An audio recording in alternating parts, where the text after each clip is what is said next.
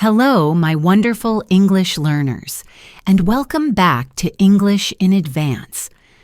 I am your host, Jessica, and it is such a pleasure to have you with me today. I am so happy you've chosen to spend some of your valuable time with me. Whether you are taking a walk in the park, enjoying the quiet hum of a commute, preparing a meal for your family, or perhaps just taking a well-deserved quiet moment for yourself. Thank you for tuning in. It truly means the world to me that we can connect and learn together on this exciting English journey. In today's episode, we are going to dive deep, and I mean really, truly, profoundly deep, into a topic that I know is a major challenge for so many of you. It's a hurdle that can make you feel stuck, frustrated, and maybe even a little discouraged. We are going to talk about, and hopefully master, the art of understanding native English speakers when they talk. I know exactly how it feels because I've heard the same story, with different details, from countless dedicated learners just like you. Let me paint a much clearer picture for you. Imagine you've been studying English for years. You've mastered complex grammar tenses. Your vocabulary list is thousands of words long, and you can read a news article with ease. You feel prepared. You feel confident. So you decide to go to a popular, busy coffee shop to treat yourself. The air is filled with the rich smell of roasted coffee beans, the hiss of the espresso machine, and the low murmur of dozens of conversations blending together. The energy is vibrant. You rehearse your order in your head. I would like a medium latte with oat milk, please. It's perfect. It's polite. You step up to the counter, and the barista, a friendly person with a quick smile and a pen behind their ear, looks at you and says something. But it doesn't sound like the English you learned.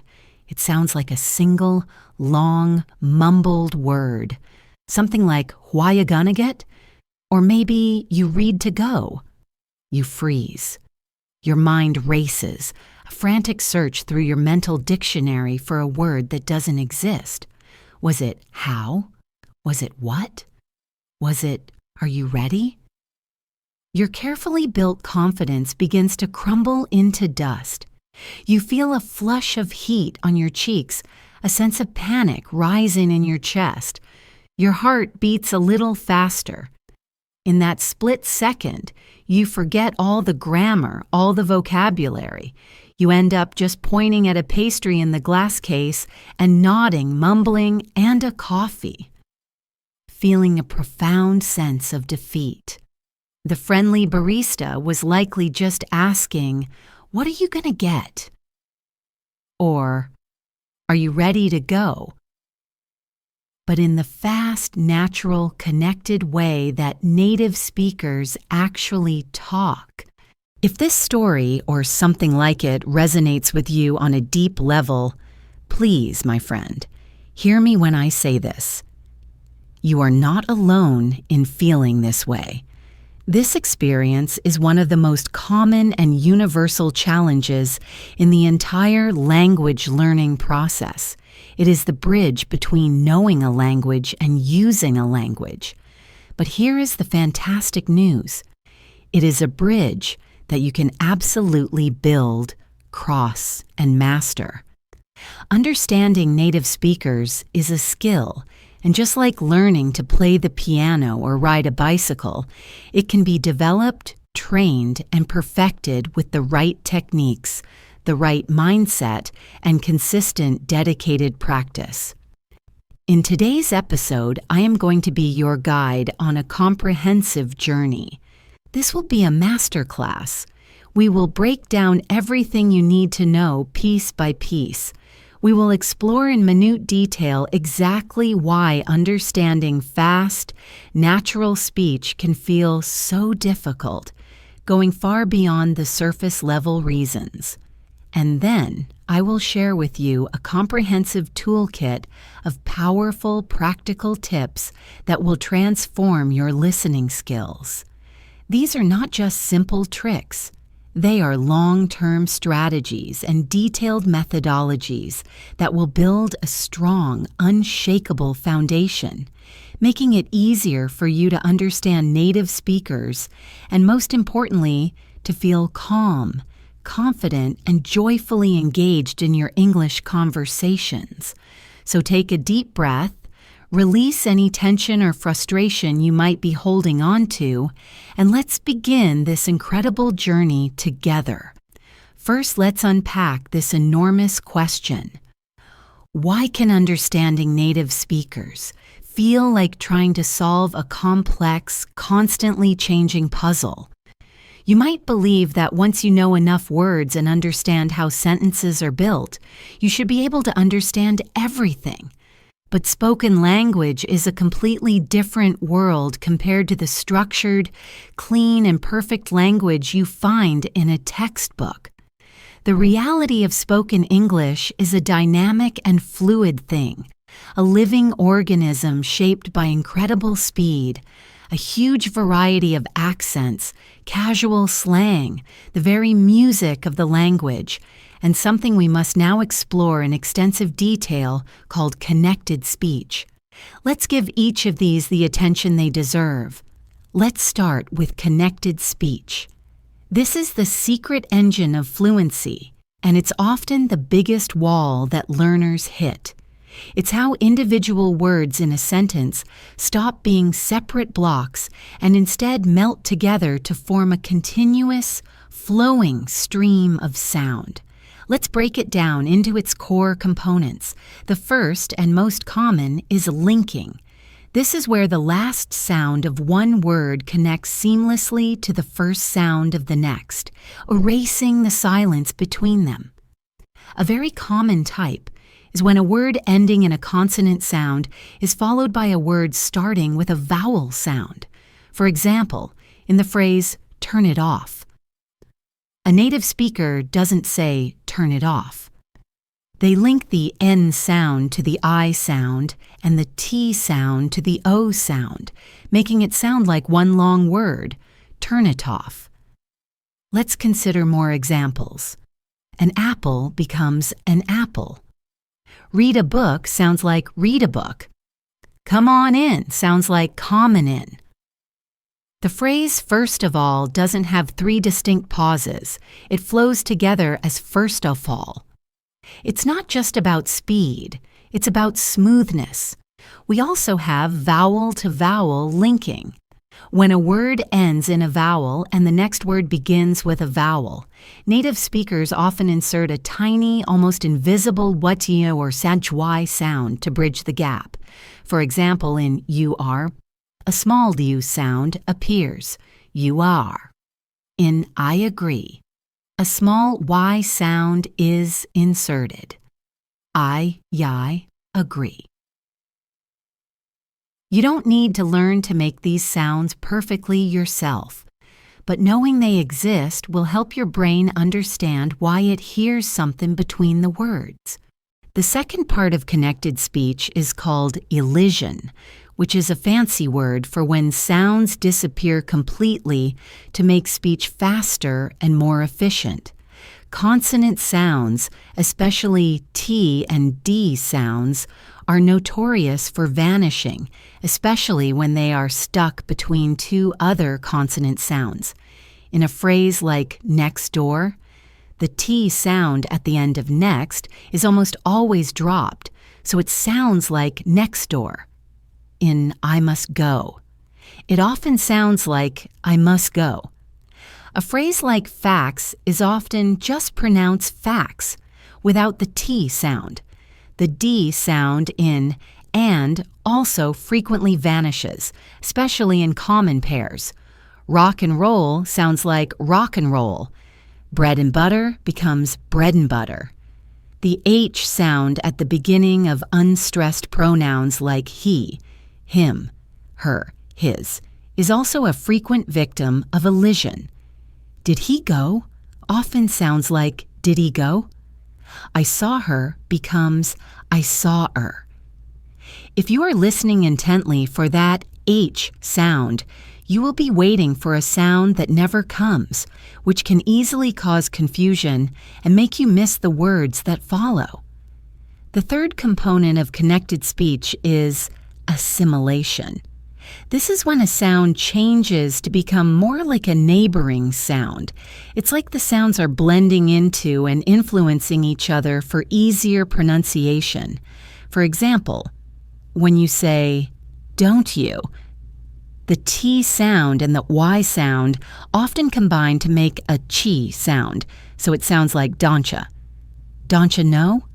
Or in the phrase, "I'll meet you," it often becomes "I'll meetcha." Similarly, a D sound followed by a Y sound often creates a J sound. "Would you like some tea?" becomes "Would you like some tea?" Assimilation can also happen with other sounds. The N sound often changes to AM sound before a P or B. So the phrase "in person" might sound more like "in person." The word handbag is almost universally pronounced hambag. This isn't lazy. It's physically easier for our mouths to make an sound before a B sound. The final and perhaps most transformative aspect of connected speech is reduction. This is the weakening of vowel sounds in unstressed words. In English, we have strong vowels and weak vowels. The most common weak vowel is the schwa, which makes an sound. In fast, natural speech, the vowels in unimportant function words, like to, for, a, the, can, see, at, are almost always reduced to the schwa sound. So the sentence, "I want to go to the store," is not pronounced with full, clear vowels. It's pronounced, "I want to go to the store." The O in to and the E in thee both become that weak sound.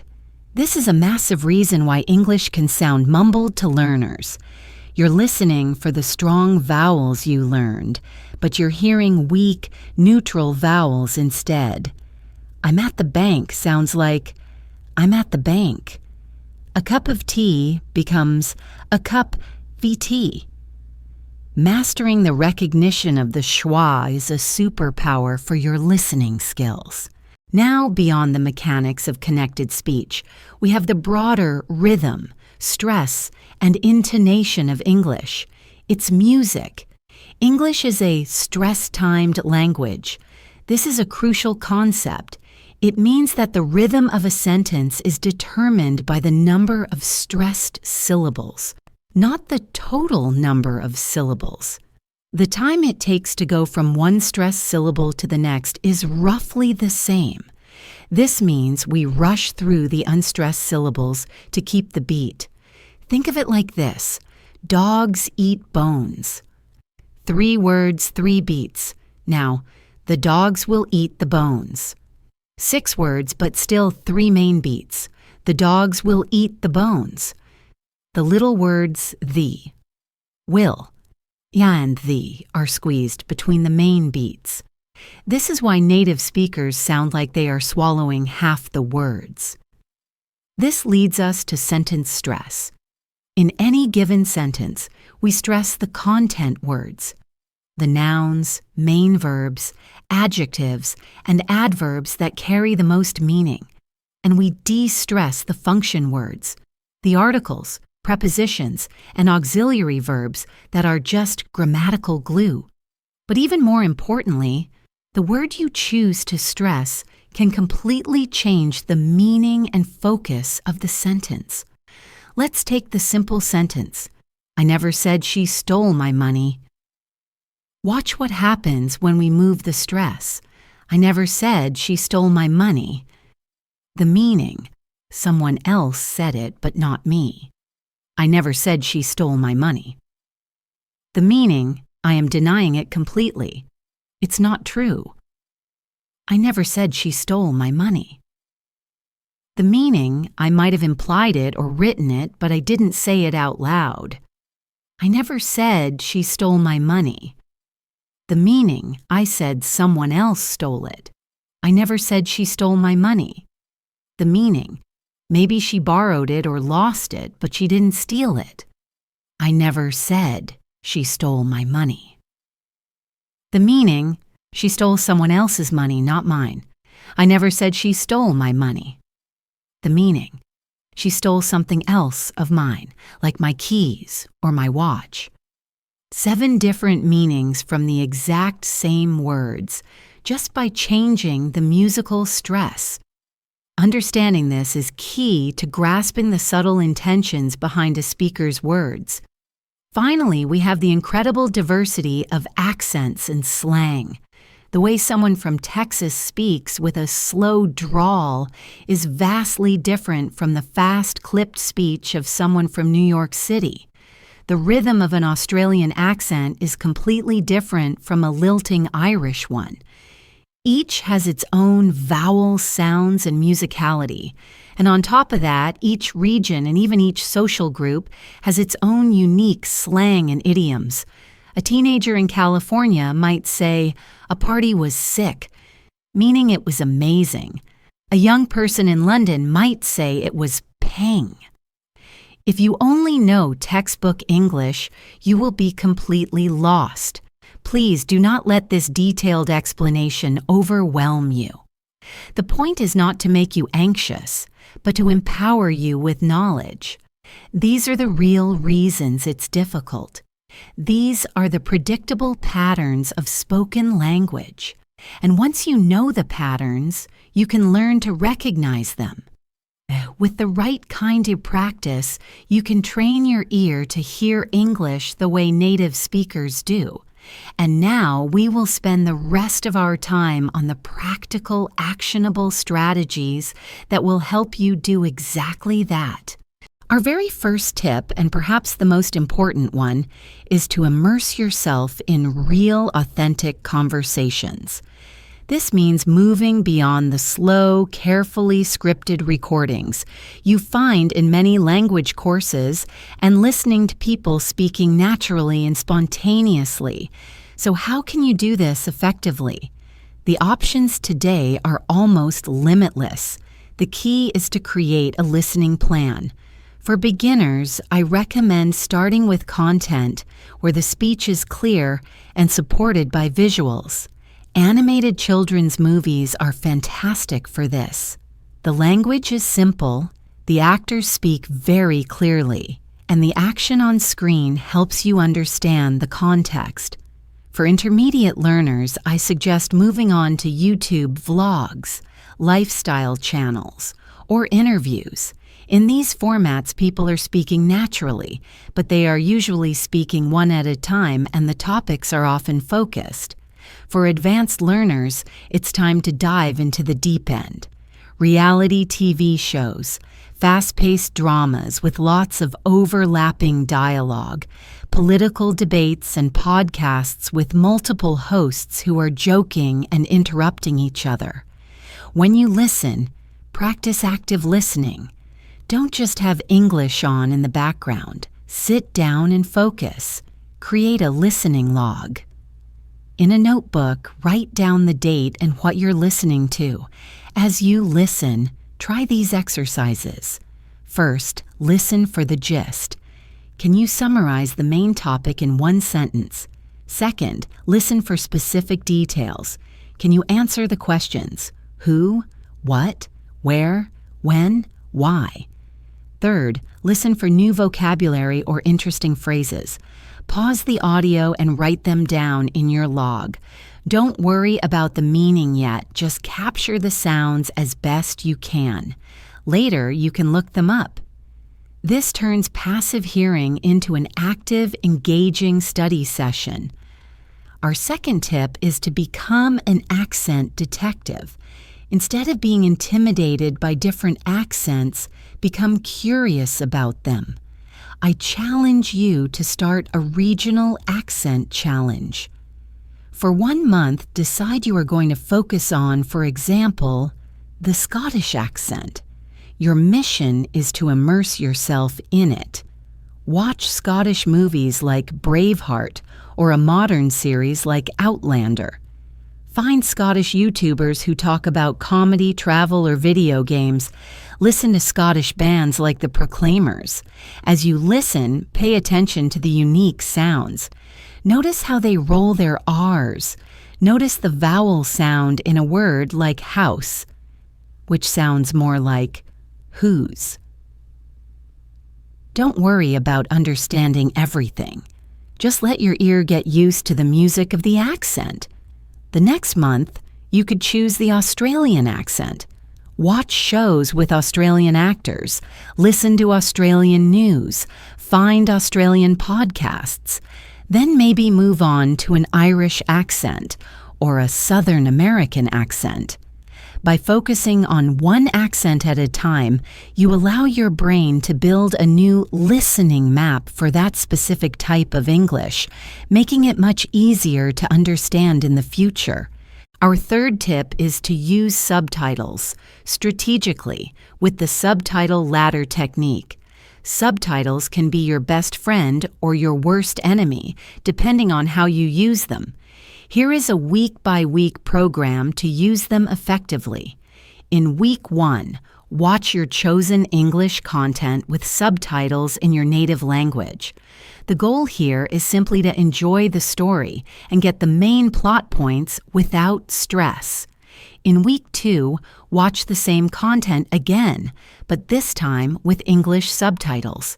Now, your goal is different. You are connecting the English sounds you hear with the English words you see. Pause frequently. When you hear a phrase that sounds confusing, read the subtitle and say it out loud. Notice the connected speech. Notice the slang. In Week 3, watch it a third time, still with English subtitles, but this time, your challenge is not to pause at all. Try to read and listen simultaneously, keeping up with the flow of the conversation. In Week 4, you graduate. Watch the same content one final time with no subtitles at all.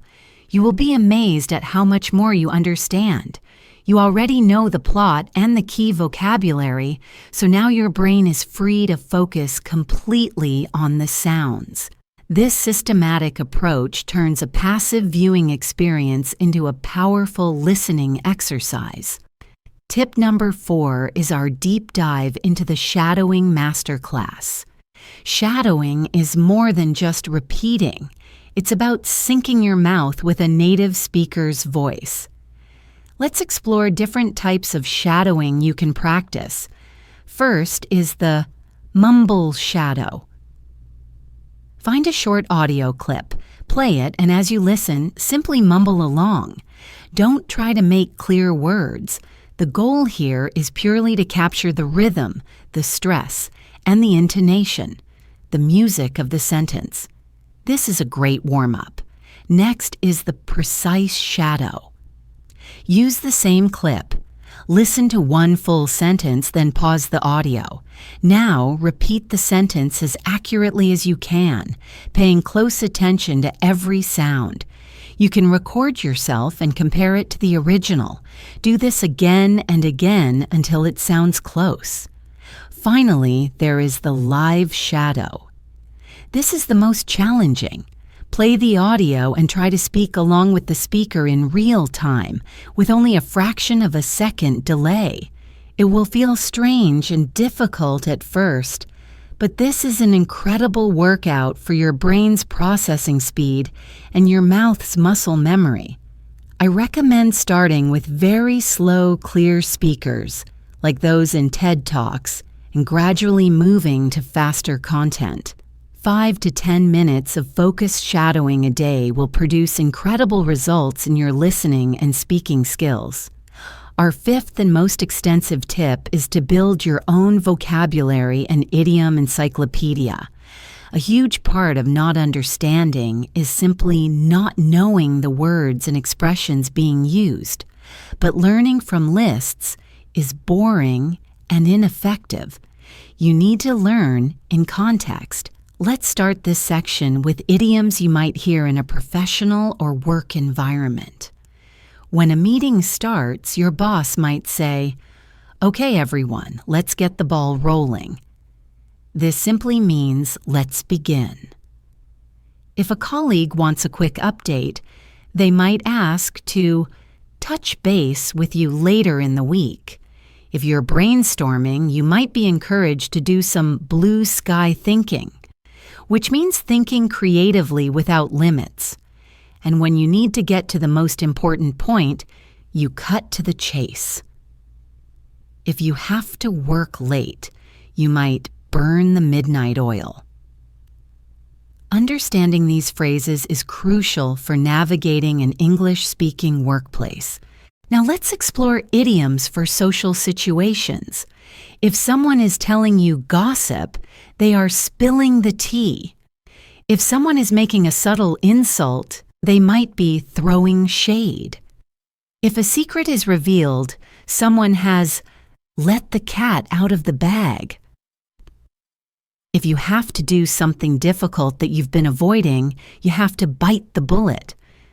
And if something happens very rarely, it happens once in a blue moon. These expressions add color and nuance to conversations. What about idioms related to feelings and emotions? If you are extremely happy, you are on cloud nine. If you are feeling sad and depressed, you are down in the dumps. When you get suddenly and intensely angry, you see red. And if you get nervous and decide not to do something you had planned, you get cold feet. The best way to learn these is to create an idiom journal. When you hear a new idiom in a movie or podcast, write it down. Write down the sentence you heard it in. Then look up the meaning and write that down. Finally, and this is the most important step, write your own original sentence using the idiom. This process of hearing, recording, defining, and creating will lock the phrase into your long-term memory. Our sixth tip is about moving from passive listening to active participation. This is the art of conversation. It's not enough to just understand. You want to engage. A great way to practice is by joining online conversation groups or finding a language exchange partner. But when you are in these conversations, don't just be a passive listener. Let's build a toolkit of clarification strategies. Instead of just freezing or saying, "What?" you can use a ladder of phrases. Level 1 is the simple repeat request, "Sorry?" or "Pardon me?" or a polite, "Could you say that again, please?" This is for when you simply missed the sound. Level 2 is for confirming a specific piece of information. You repeat back what you think you heard to check. For example, "I'm sorry, did you say you're meeting at the cafe or the office?" This shows you were listening but were unsure of one detail. Level 3 is asking for a rephrase. This is for when you heard the words but didn't understand the meaning. You can say, "I'm not sure I follow. Could you explain that in a different way?" Or, "What do you mean by that exactly?" Level 4 is the summary confirmation. This is the most advanced technique.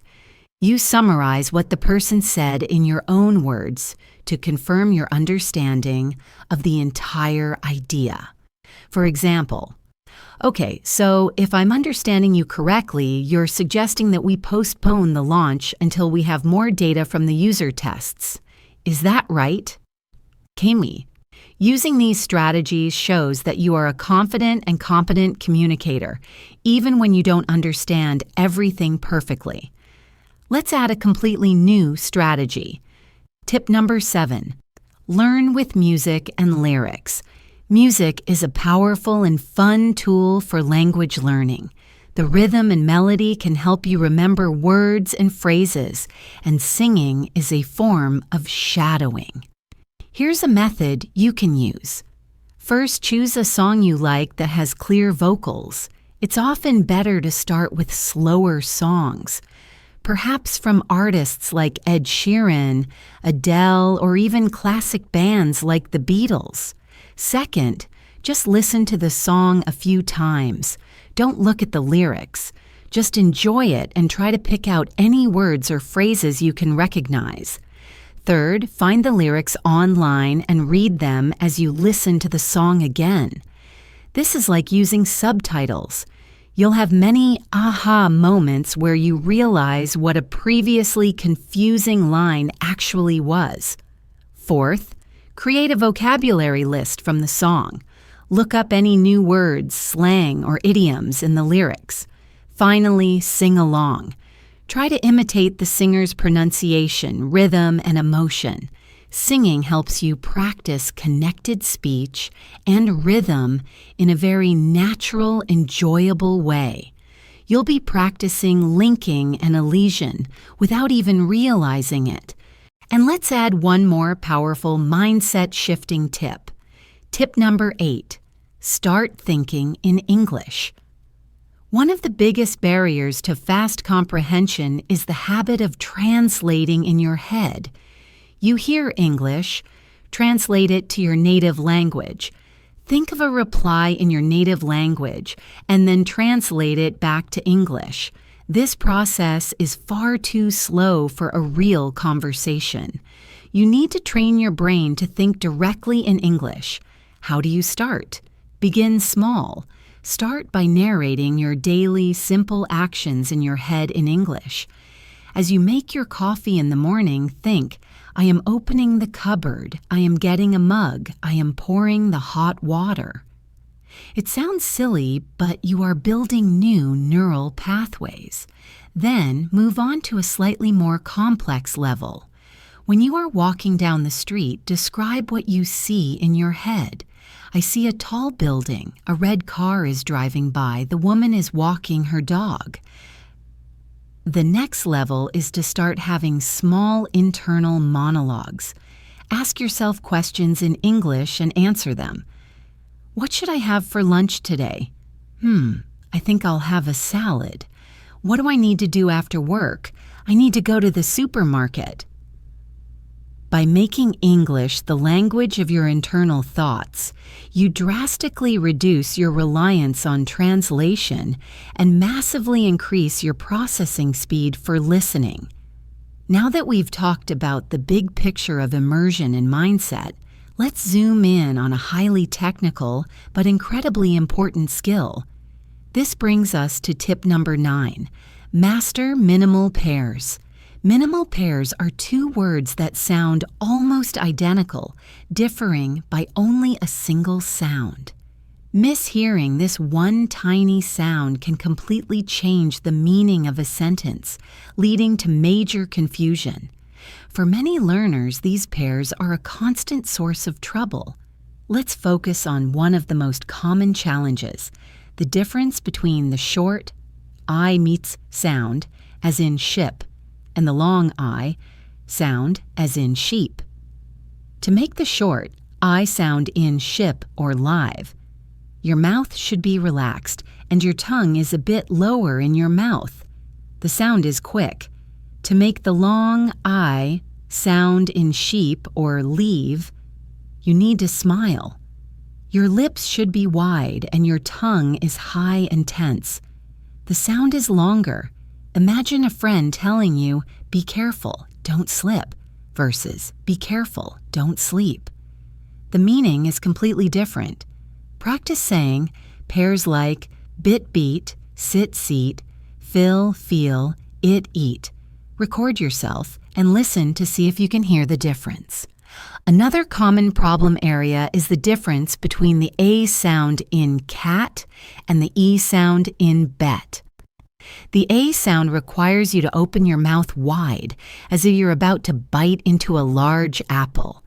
Cat, bad, man. The /E sound is more relaxed. Bet, bed, men. Think about the difference between I saw a man and I saw men. Or that's a bad idea versus that's a bed. Listening for these subtle vowel differences is a high-level skill. You can find lists and audio recordings of minimal pairs online. A great exercise is to listen to a recording that says one word from a pair, for example, ship, and you have to point to the correct picture or word. This trains your ear to catch those tiny, meaning-changing differences. Let's move to another advanced concept. Tip number 10. Understand cultural context and subtext. Language is more than just words. It's a reflection of culture. Sometimes you can understand every single word in a sentence, but still miss the real meaning because you don't understand the cultural context or the unspoken subtext. A huge part of this is indirectness. In many English-speaking cultures, especially in the UK and parts of the US, people can be very indirect, especially when they are making a request or giving criticism. For example, your colleague might look at your report and say, "That's an interesting approach." In some contexts, this might literally mean it's interesting.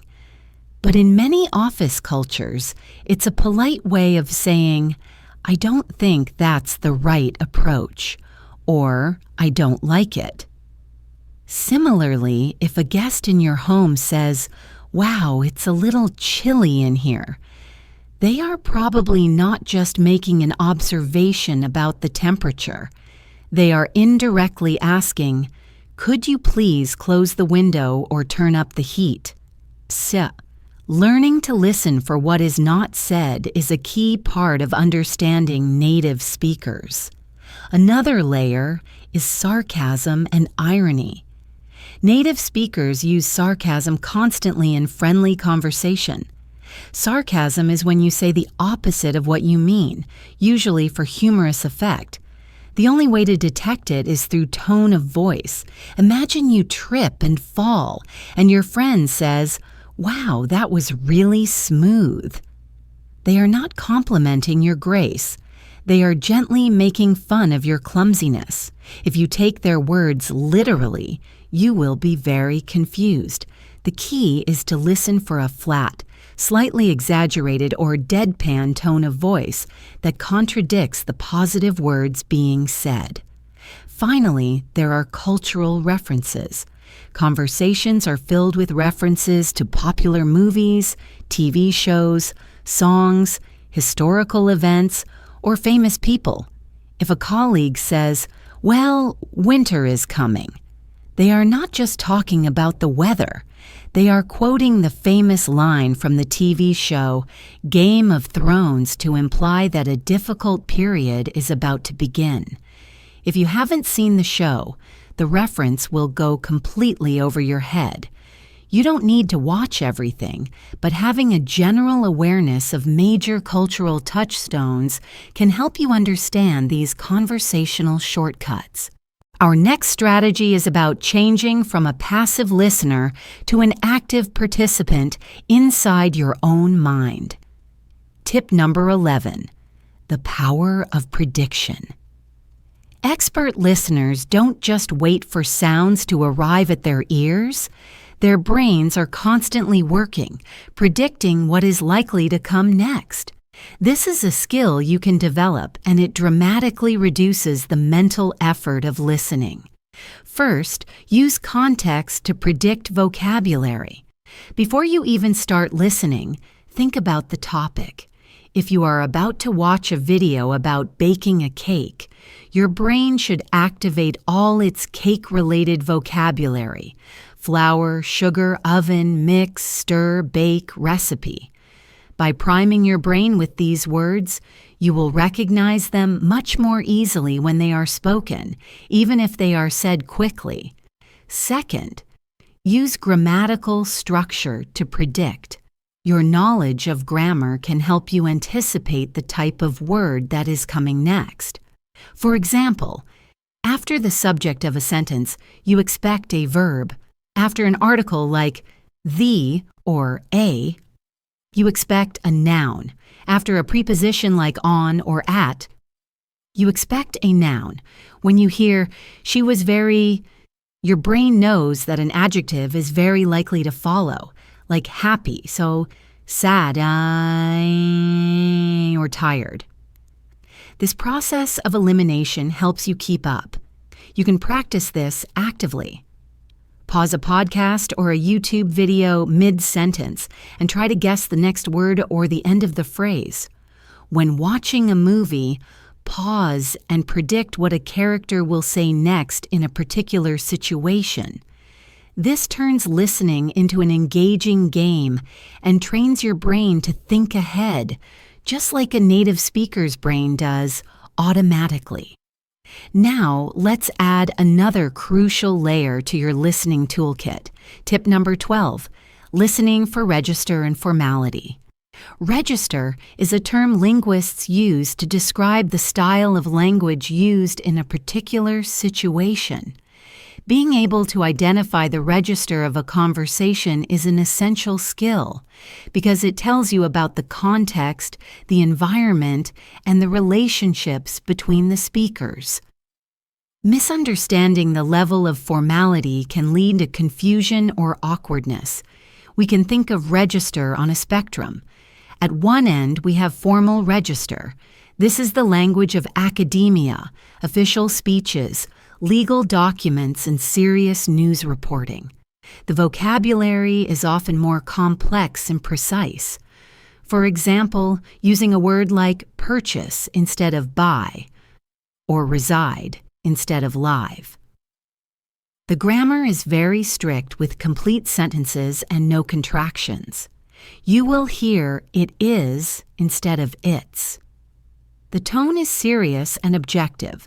To practice listening to formal register, you can watch university lectures online, listen to political speeches, or tune into a formal news broadcast like the BBC World Service.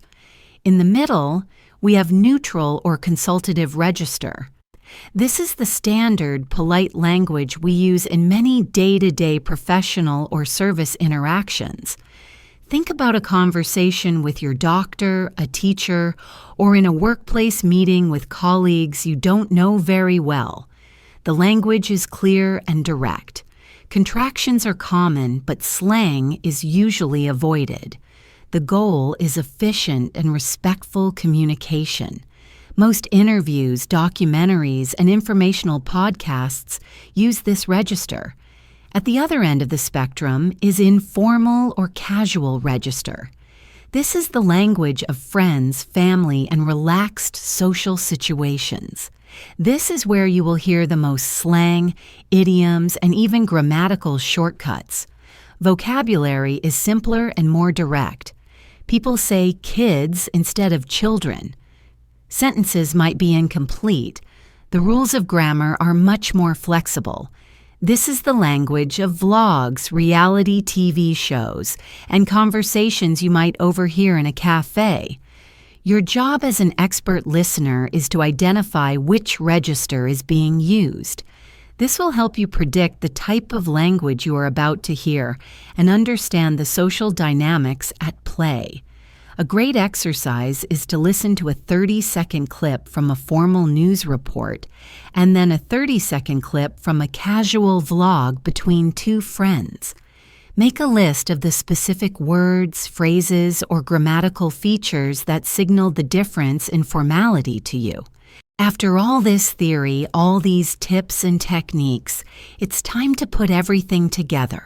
This brings us to our final and perhaps most practical tip of all.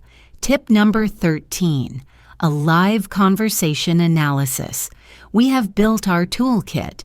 Now let's use it to deconstruct a real piece of a conversation and see all of these principles in action. I'm going to create a short, completely natural-sounding dialogue between two friends, Alex and Ben, who are making plans. First, I'll read the whole conversation at a natural pace. Then we will go back and break it down, line by line, like a detective examining evidence. Okay, here's the full conversation. Just listen and try to get the gist. Alex: Hey Ben, what you doing this weekend? Ben: Nothing set in stone yet. Was gonna just hang out, you know? Why, what's up? Alex: Well, there's this new food truck festival downtown. I heard it's supposed to be awesome. You down for that? Ben: Oh, really? A food festival? I don't know, it might be a madhouse, but yeah, I could be into that. What time were you thinking? Alex: I was thinking like Saturday afternoon, maybe around 2-ish. Ben: Saturday works. Let's play it by ear, though. Just hit me up in the morning and we'll figure it out. Alex: Sounds like a plan. Cool. Okay, did you get the main idea? They are planning to go to a food festival on Saturday afternoon, but the plan is flexible. Now let's put on our detective hats and analyze this conversation piece by piece. The first line from Alex was, Hey Ben, what you doing this weekend? First, notice the greeting. Hey. This is a classic informal greeting between friends. Then we have whatcha. This is a perfect example of assimilation and reduction. The words what are you have been crushed together to sound like whatcha. The T from what and the Y from you assimilate to make that chie sound. The R is completely reduced and disappears. Finally, notice doin'. This is a common informal spelling and pronunciation of doing, where the final G sound is dropped. So in just one short sentence, we have informal vocabulary, assimilation, reduction, and elision. Ben's reply was, nothing set in stone yet. Was gonna just hang out, you know? Why, what's up? He starts with, a filler sound indicating he is thinking. Then, nothing set in stone yet. Nothing is the informal pronunciation of nothing. And set in stone is a common idiom that means a plan is not finalized or confirmed. Then he says, was gonna just hang out. Notice the subject, I, is completely dropped. This is very common in casual speech. Gonna is, of course, the reduction of going to. And hang out is a phrasal verb, a classic piece of informal language meaning to relax or spend time together. He ends with the filler phrase, you know, which is used to check for understanding and to make the conversation feel more inclusive. And his question, what's up, is a very common informal way of asking, what do you want? Or, why are you asking? Alex then says, well, there's this new food truck festival downtown. I heard it's supposed to be awesome. You down for that?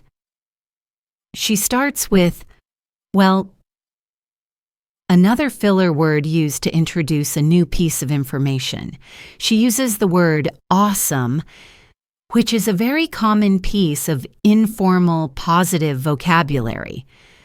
Finally, the question, you down for that? This is pure slang. To be down for something means to be willing or interested in doing it. A formal way of saying this would be, would you be interested in attending? Ben's response is full of hesitation. Oh, really? A food festival? I don't know, it might be a madhouse, but yeah, I could be into that. What time were you thinking? His rising intonation on really signals his surprise. The pause after food festival shows he is thinking, considering the idea. Then he says, I don't know, which is the fast, reduced form of I don't know. He uses the word madhouse, a great piece of informal vocabulary to mean a crazy, crowded, chaotic place. Then he says, I could be into that. This is another informal phrase to show interest, a softer way of saying, I want to go. And finally, thinkin' again shows the dropped G sound. Alex suggests a time. I was thinking like Saturday afternoon? Maybe around 2-ish? Here we see the word like used as a filler. This is extremely common in the speech of many native speakers, especially younger ones. It doesn't add any meaning. It just fills a small pause while the speaker gathers their thoughts. And then, she uses the suffix ish on the word to. Adding ish to a time or number is an informal way to say approximately or around. Two-ish means around 2 o'clock. Finally, Ben agrees. Saturday works. Let's play it by ear, though. Just hit me up in the morning and we'll figure it out. Saturday works is a concise, informal way to say, Saturday is a good day for me. Then he uses another fantastic idiom, let's play it by ear. This means let's not make a firm plan. Let's be spontaneous and decide the details later. And he ends with the slang phrase, hit me up. This means contact me, or call me, or text me. And notice the perfect example of linking in figure it out, which sounds like figure-a-toot. By breaking down this tiny conversation, we can see almost every single principle we have discussed in this entire masterclass. This is what real, spoken English looks and sounds like. After analyzing a real conversation, you might feel both empowered and perhaps a little overwhelmed by how much is happening at once. This brings us to some crucial topics we haven't discussed yet, the cognitive and psychological side of listening. So let's dive even deeper with our next set of advanced strategies. Tip number 14, understand top-down versus bottom-up processing. To become a truly expert listener, it helps to understand what your brain is actually doing when you listen. Cognitive scientists describe two types of processing that happen simultaneously, bottom-up and top-down. Mastering both is the key to effortless comprehension. Let's use an analogy. Imagine you are a detective arriving at a crime scene. Bottom-up processing is like looking at the individual clues on the ground. You are examining the fingerprints, the footprints, the stray hairs. In listening, this is the process of decoding the raw sounds. It's hearing the difference between ship and sheep. It's recognizing the sounds of connected speech. It's identifying individual words and parsing the grammar of a sentence. All the technical skills we've discussed, like mastering minimal pairs and understanding connected speech, are designed to strengthen your bottom-up processing. It's essential because without the clues, you can't solve the case. But a detective doesn't just look at the clues. They also use their knowledge of the world, of the people involved, of similar cases they've solved before. This is top-down processing. In listening, this is when you use your background knowledge, the context of the situation, and your expectations to help you understand the message. It's about seeing the big picture. For example, when you walk into a restaurant, you have a mental framework or a schema for what is going to happen. You know someone will probably ask for your order, talk about the menu, and bring you food. You are using top-down processing to predict the kind of language you will hear. This makes it much easier to understand the fast-speaking waiter because you are already expecting their questions. Most of the time, learners focus only on bottom-up skills, more vocabulary, more grammar. But advanced listeners have powerful top-down skills. They are constantly using the context to guess, predict, and infer meaning. If a word is unclear, they can often figure it out from the rest of the sentence. A great way to practice your top-down skills is to prepare for a listening situation. Before you watch a video about space exploration, spend 2 minutes thinking about it. What words do you expect to hear? Planet, rocket, galaxy, astronaut.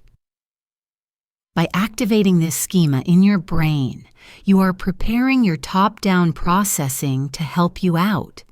True mastery happens when your top-down and bottom-up skills work together in perfect harmony. Tip number 15, managing listening fatigue. The marathon mindset. Have you ever felt completely exhausted after a 30-minute conversation in English? This is a real phenomenon called listening fatigue, and it's a major obstacle for many learners. Listening in a foreign language is one of the most mentally demanding tasks you can ask your brain to do. In your native language, listening is mostly automatic, but in English, your brain is working incredibly hard. It's constantly decoding unfamiliar sounds, searching for vocabulary, analyzing grammar, and trying to interpret meaning all in real time. It's like lifting a heavy weight for your brain. If you don't manage this fatigue, it can lead to frustration and burnout. So how do you develop a marathon mindset for listening? First, practice in short bursts. Don't try to watch a 3-hour movie without subtitles if you're not ready. It's much more effective to practice with intense focus for 15 to 20 minutes and then take a complete break. The Pomodoro technique is excellent for this. 25 minutes of focused listening practice, followed by a 5-minute break away from English. Second, be kind to yourself on low-energy days. Just like with physical exercise, some days you will feel strong, and other days you will feel weak. If you are tired, stressed, or sick, your listening ability will be significantly lower. On those days, don't force yourself to do a difficult listening exercise. Instead, do something lighter and more enjoyable, like listening to an easy song or watching a short cartoon. The goal is consistency, not intensity, every single day. Third, learn to recognize the signs of fatigue. When you notice yourself getting frustrated, when your mind starts to wander, or when the words just sound like noise, that's your brain telling you it needs a rest. Pushing past this point is not productive. It's far better to stop, recharge, and come back later when you are fresh. By treating listening like a marathon, not a sprint, you will build your stamina over time and make your practice sustainable for the long run. Finally, after this epic journey through every facet of listening comprehension, you might be asking, what do I do tomorrow? How do I organize all this information? Indeed. This brings us to our final and most empowering tip. Tip number 16, create your personal listening curriculum. This masterclass has given you all the ingredients. Now it's time for you to become your own chef. The most effective learners are not passive consumers of information. They are active architects of their own learning plan. You need to create a curriculum that is tailored to your specific needs, goals, and interests. The first step is self-assessment. Take some time to honestly evaluate your own skills. Where are your biggest challenges? Is it understanding fast speech? Is it a particular accent you can't stand? Is it a lack of vocabulary and idioms? Is it a mental block of anxiety? Write down your top 3 biggest weaknesses. The second step is goal setting. Based on your weaknesses, set a few SMART goals. That's specific, measurable, achievable, relevant, and time-bound. A bad goal is, I want to get better at listening. A SMART goal is, for the next 30 days, I will listen to a 5-minute clip from an Australian news broadcast every day and aim to summarize the main idea with 80% accuracy by the end of the month. This gives you a clear target to work towards. The third step is resource curation. Now you need to find the materials to help you reach your goals. If your goal is to improve your understanding of slang, you need to find resources that are full of it, like reality TV shows or podcasts with young hosts. If your goal is to master a formal register, you need to curate a playlist of TED Talks and university lectures. You are the director of your own learning library. The final step is track and review. Use your listening log to track your progress towards your goals. At the end of each week or month, review your progress. What's working? What's not? Are you enjoying the process? Based on your review, you can adjust your goals and your resources for the next month. By taking control and creating your own curriculum, you transform yourself from a student into a self-sufficient, lifelong learner. Finally, we arrive at our conclusion. Let's revisit our friend in the coffee shop one last time. Imagine that person a few months later, after diligently practicing all these deep techniques. They walk into the same busy coffee shop. They take a deep breath, but this time it's calm.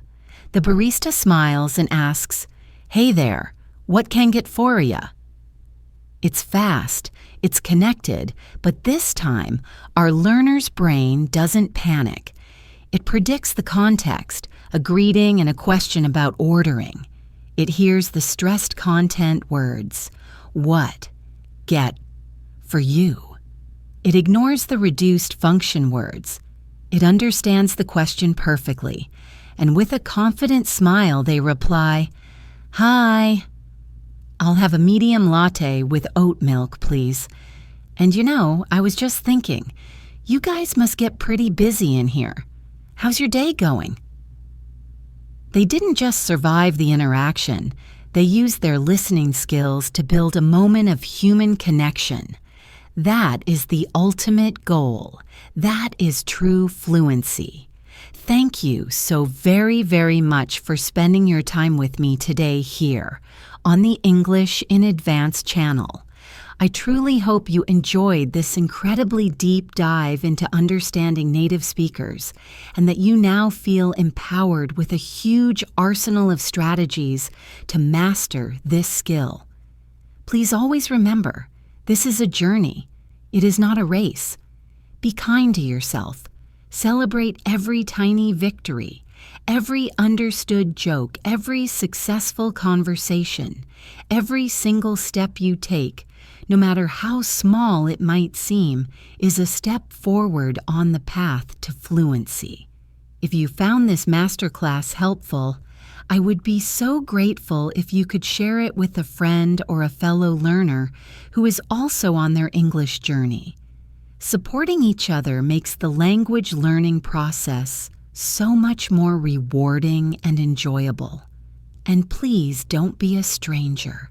I would genuinely love to hear from you. Which of these deep dive techniques are you most excited to try? Do you have your own amazing strategies that you would like to share with our community? Please connect with me and share your thoughts. Lastly, don't forget to subscribe to the channel so you won't miss out on any of our future episodes. Next time, we will be tackling another crucial topic to help you build your confidence and fluency. I am here cheering you on every single step of the way, and I absolutely can't wait to continue this learning journey together with you. Thank you again for being here with me today, and for investing so much in yourself and your English skills. I am so incredibly proud of the effort you are putting in. Believe in yourself and enjoy the process because you are doing an amazing job. Until next time, keep practicing, stay patient, and always remember, you've got this. Take care, my friend, and I will talk to you in the next episode. Bye for now.